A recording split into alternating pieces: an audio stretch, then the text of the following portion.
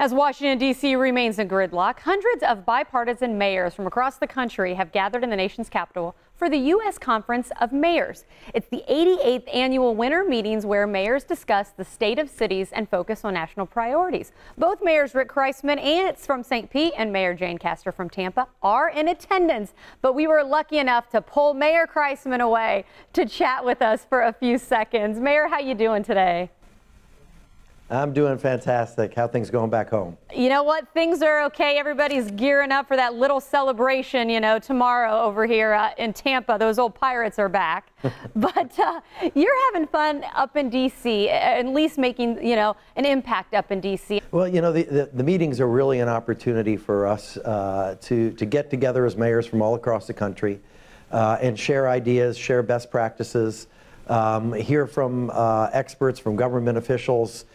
So yesterday, for example, on my committee on the environmental committee, we talked about recycling, and I had the assistant administrator for EPA that was present to share some thoughts with us.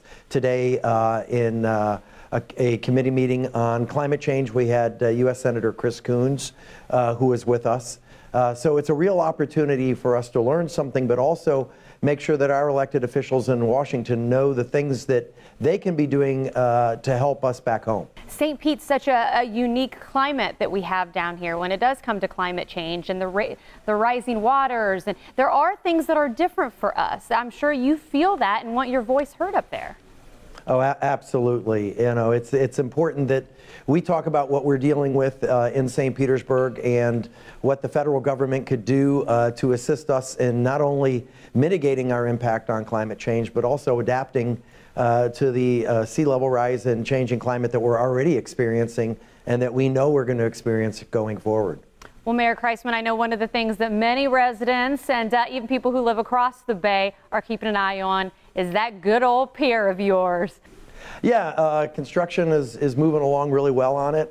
We are expecting to have our opening of the pier sometime in the spring, but we're really excited about it. And I think that the public is really going to be surprised when they go out there for the first time because it's so different than any pier we've ever had in our history.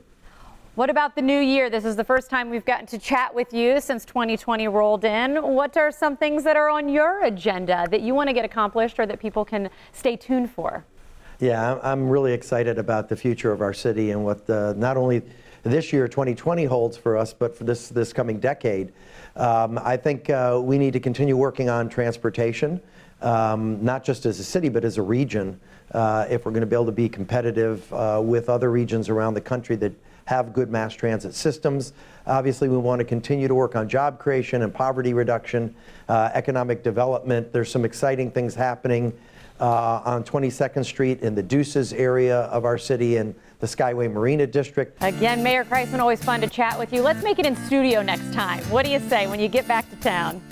Absolutely. Oh, awesome. You got it. I'm always happy to be there with you. Wonderful. Take care. Thank you again.